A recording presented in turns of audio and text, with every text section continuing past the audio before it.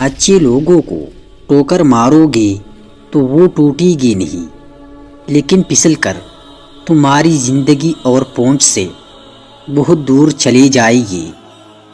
عورت کی سب سے بڑی قربانی ہارنا، جائز بات پر خاموش رہنا، لیکن عورت جب صحیح بات پر بولے تو ہر کسی کو اس کا لہجہ تلخ لگتا ہے۔ اپنی جسمانی طاقت اور دولت پر کبھی بھروسہ نہ کرنا، کیونکہ بیماری اور غربت آنے میں دیر نہیں لگتی۔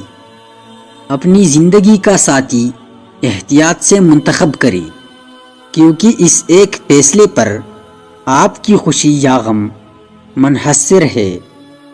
اتنی آسانی سے ہار مت مانو، آپ کو نہیں پتا اگلے لمحے کیا ہونے والا ہے۔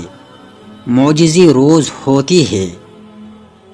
کسی سے محبت کی بھیک مانگنا چھوڑ دو، بس ایک کام کرو، وہ انسان خود آپ سے بات کرنے کو ترسے گا۔ یاد رکھیے، بھیک میں ملی ہوئی محبت کا مزہ بگڑی ہوئی شراب جیسا ہے جو انسان کو ختم کر دیتا ہے۔ اگر چاہتے ہو کہ وہ شخص آپ سے محبت کی بھیک مانگے تو آپ آج سے ہی محبت کی بھیک مانگنا چھوڑ دیں اور اپنی اوقات کو دیکھیں۔ اصل بات اوقات کی ہوتی ہے۔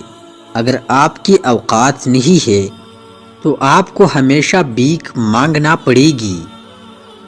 اور آج تک جو محبت کی بھیک مانگ مانگ کر اپنی عزت اور اوقات کو دو کوڑی کا کر دیا ہے، مزید محبت اور عزت کی بھیک مانگنا چھوڑ کر خود کو اس قابل بنا سکتے ہو کہ وہ شخص خود آپ کی طرف آئے گا۔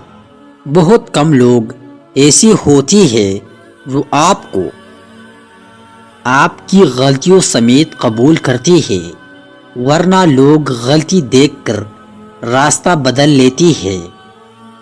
کیا تمہیں پتا ہے یہ محبت مرضی سے نہیں ہوتی، یہ نصیب میں لکھی دی جاتی، کسی کے لیے رزق کی طرح، کسی کے لیے روح کی طرح ایسے لکھ دیا جاتا ہے۔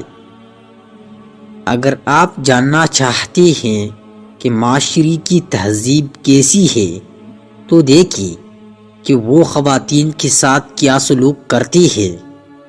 عقل مند شخص کی سب سے بہترین عادت یہ ہوتی ہے کہ وہ صرف ضرورت کے وقت اور دلیل کے بغیر بات نہیں کرتا۔